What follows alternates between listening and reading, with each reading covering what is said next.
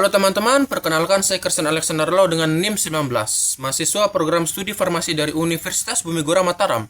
Dalam video kali ini kita akan membahas salah satu kelompok obat yang sangat sering digunakan dalam dunia medis, yaitu antihistamin, khususnya dari golongan turunan alkylamin dan piperazine. Obat-obat ini dikenal luas karena peranannya dalam mengatasi alergi, gatal-gatal, dan bahkan gangguan mabuk perjalanan. Dan kita juga akan membahas bagaimana hubungan struktur kimia dengan aktivitas obat tersebut. Oke, sebelum kita membahas turunan-turunan antihistamin, kita harus mengetahui antihistamin itu adalah obat seperti apa. Apa itu antihistamin? Oke, antihistamin itu obat yang digunakan untuk menghambat efek histamin, yaitu senyawa alami tubuh yang dilepaskan saat tubuh bereaksi terhadap alergen seperti debu, serbuk sari, makanan tertentu, atau gigitan serangga.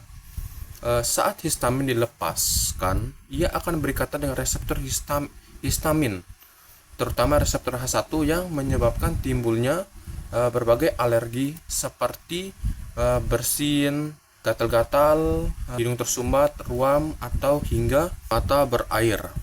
Oke, yang pertama kita bahas sekarang di sini adalah turunan alkylamin.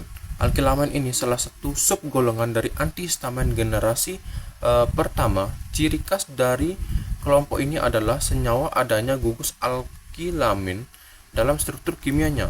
Secara struktur, turunan alkylamin biasanya memiliki dua cincin dan satu rantai samping yang mengandung gugus amino sekunder atau tersier. Gugus ini sangat penting karena berperan dalam interaksi dengan reseptor H1. Gugus AR dan AR ini gugus aromatik, biasanya cincin fenil, komponen hidrofobik yang sangat penting untuk interaksi dengan reseptor H1. Ini fungsinya ini untuk membantu obat masuk dan menempel kuat pada saku pengikat reseptor melalui gaya hidrofobik dan interaksi antara cincin aromatik. Secara singkatnya itu, AR ini berfungsi sebagai bagian hidrofobik yang membantu obat menempel kuat pada reseptor H1. Berikutnya gugus CH, CH2, CH2. Rantai karbon alkil sebagai jembatan fleksibel antara gugus aromatik dan gugus amina. Rantai-rantai ini juga berpengaruh terhadap kelarutan dan kemampuan melintasi sawar darah ke otak dan mempengaruhi efek samping seperti kantuk. Gugus NR2, gugus amina sekunder atau tersier, sebagai bagian aktif polar dari molekul. Fungsinya ini berinteraksi langsung dengan gugus asam AsP107 di reseptor H1 melalui ikatan ionik atau hidrogen. Secara singkatnya itu, AsP107 adalah bagian dari reseptor H1 yang mengikat obat sehingga mengunci posisi obat dan mencegah histamin bekerja. Masuk ke bagian hubungan struktur dan aktivitas obat dari turunan alkylamin. Saya ambil dari salah satu contoh, yaitu klorfeniramin. Klorfeniramin ini memiliki struktur kimia yang khas. Pada bagian tengah molekul terdapat dua cincin aromatik, satu cincin benzena yang distribusi klor Cl yang lingkar hijau, dan satu lagi adalah cincin pyridin lingkar oranye. Kedua cincin ini sangat penting karena memberikan kemampuan berinteraksi secara hidrofobik, yaitu larut dalam lemak, dengan kantong pengikat karena memberikan kemampuan tipe H1. Interaksi ini menjadi kunci utama dengan mekanisme kerja obat sebagai antihistamin. Dengan menempati tempat pengikat tersebut, klorfeniramin menghambat kerja histamin, yaitu senyawa alami tubuh yang menyebabkan gejala alergi seperti gatal, bersin, dan mata berair. Substitusi ini meningkatkan kekuatan dan kestabilan ikatan antara obat dan reseptor, serta memperlambat metabolisme obat oleh enzim hati, sehingga durasi kerjanya di dalam tubuh menjadi akan lebih lama. Kedua cincin aromatik ini dihubungkan oleh sebuah rantai alkil propil yang terdiri dari 3 atom karbon, yaitu adalah di lingkar hitam. Rantai ini berperan sebagai jembatan fleksibel. Jembatan fleksibel ini yang menjaga jarak optimal antara bagian pengenal aromatik dan bagian pengikat amina. Tanpa panjang rantai yang tepat, kemampuan obat untuk menyesuaikan diri dan berinteraksi dengan reseptor akan berkurang. Di ujung rantai tersebut terdapat gugus amina tersier, yaitu di bagian lingkar ungu, yaitu nitrogen yang berikatan dengan dua gugus metil NCH3 2. Gugus ini sangat penting dan dapat berinteraksi secara ionik dengan residu asam di situs aktif reseptor H1. Interaksi ini memperkuat pengikatan dan memastikan bahwa klorfeniramin benar-benar mampu menepati posisi histamin sehingga memblokir efek biologisnya. Namun, struktur ini memiliki sisi lain, yaitu klorfeniramin bersifat cukup lipofilik dan memiliki struktur molekul yang kecil sehingga mampu menembus sawar darah otak. Akibat obat ini menyebabkan kantuk atau sedasi. Efek samping yang umum terjadi pada histamin generasi pertama. Kesimpulan yang dapat diambil dari struktur klorfeniramin itu mulai dari cincin aromatik terkoordinasi, cincin piridin, rantai profil penghubung hingga gugus amina tersier. Semuanya berperan penting dalam menentukan aktivitas farmakologisnya. Sebagai antihistamin, struktur yang tampak sederhana ini ternyata dirancang sangat spesifik agar mampu mengikat reseptor H1 sekaligus mempengaruhi durasi efek samping obatnya. Selanjutnya adalah turunan dari piperazine. Piperazine ini memiliki struktur dasar berbentuk cincin heterosiklik yang mengandung dua atom nitrogen di posisi berseberangan. Struktur inilah yang menjadi kerangka utama bagi obat-obatan dari golongan turunan piperazine. Dari gambarnya kalian bisa melihat di sini. Ini yang kalian lihat ini adalah struktur molekul piperazine. Cincin ini terdiri dari 6 atom karbon dan 2 atom nitrogen. Kedua atom nitrogen tersebut memungkinkan senyawa ini berinteraksi langsung dengan reseptor histamin tipe H1 di tubuh manusia.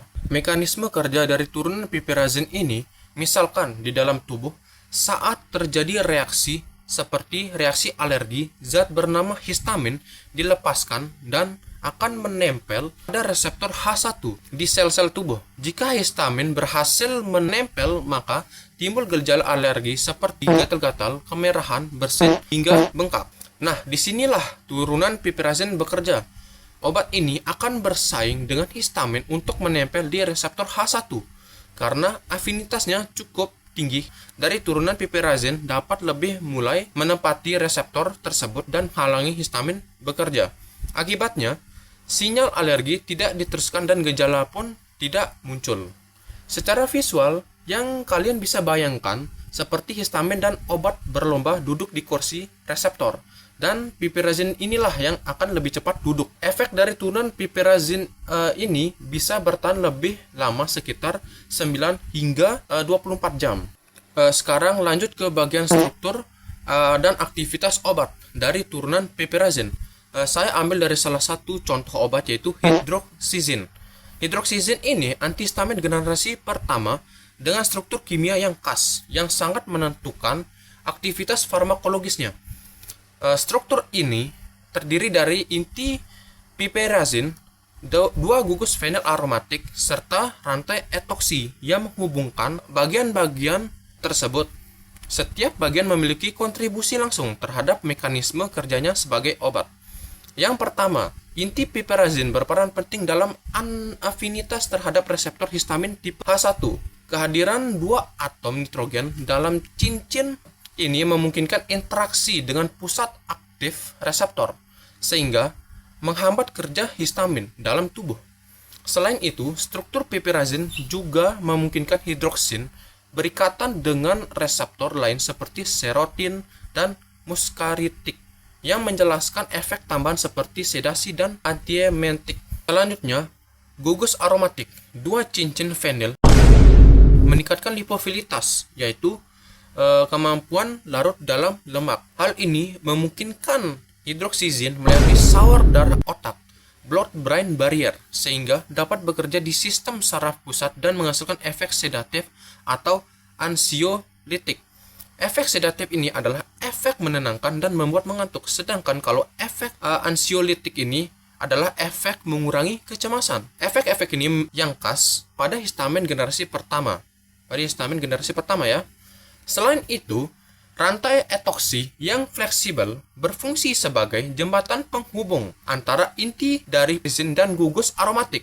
Struktur ini memberikan kelarutan dan konformasi molekul sehingga memperkuat afinitas dan stabilitas ikatan dengan reseptor target. Yang tak kalah penting di sini, hidroksizin memiliki gugus hidroksil OH di bagian termal molekulnya. Gugus ini memengaruhi kelarutan dalam air dan mempermudah proses metabolisme di hati, di mana hidroksizin akan diubah menjadi cetirizin, metabolit aktif yang memiliki efek antihistamin kuat tanpa efek sedatif, yang berarti dengan kombinasi struktur tersebut hidroksizin bekerja sebagai antihistamin yang efektif untuk alergi sekaligus efek sedatif ansiolitik dan antiemetik. Ini menjelaskan penggunaannya secara luas dan mulai dari pengobatan gatal-gatal, kecemasan ringan hingga mual dan muntah. Sekarang saya akan mereview dan membahas jurnal-jurnal yang mendukung hubungan struktur, kimia, dan aktivitas obat dari turunan alkilamin dan piperizin, khususnya obat dari klorfeniramin dan hidroksizin. Oke, sekarang mari kita bahas. Jurnal yang pertama yang saya akan bahas adalah untuk klorfeniramin. Jurnal ini yang ditulis oleh Black pada tahun 2022 dan diterbitkan di Cureus, membahas potensi klorfeniramin, obat antihistamin generasi pertama, sebagai antiviral terhadap COVID-19. Penelitian ini menggunakan metode molecular docking untuk menstimulasi ikatan seperti T3CL-Pro, spike protein, dan RNA polimerase.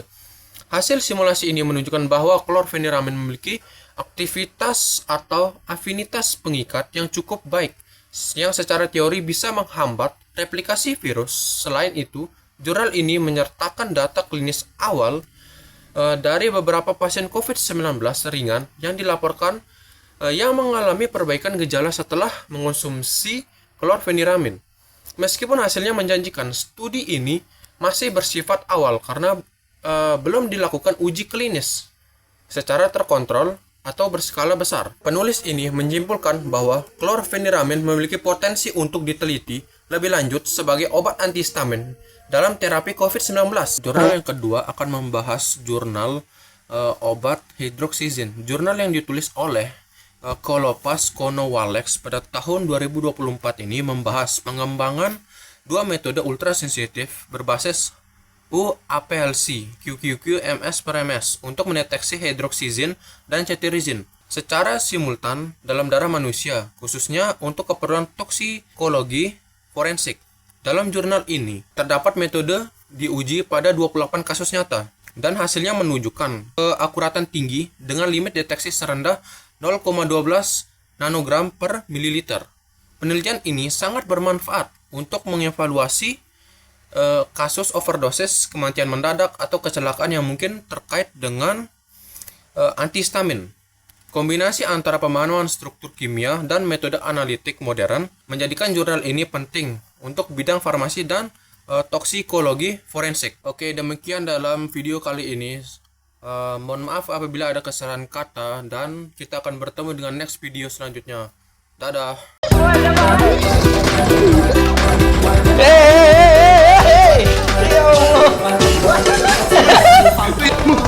Masuk rumah, masuk.